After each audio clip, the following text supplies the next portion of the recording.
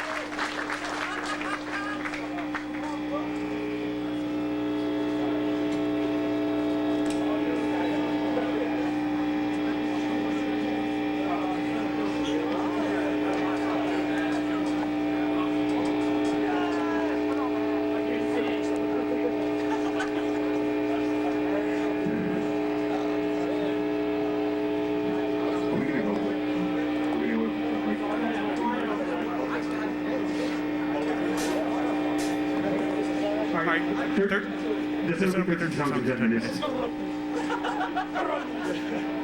Nope, no breaks. All right, let's go.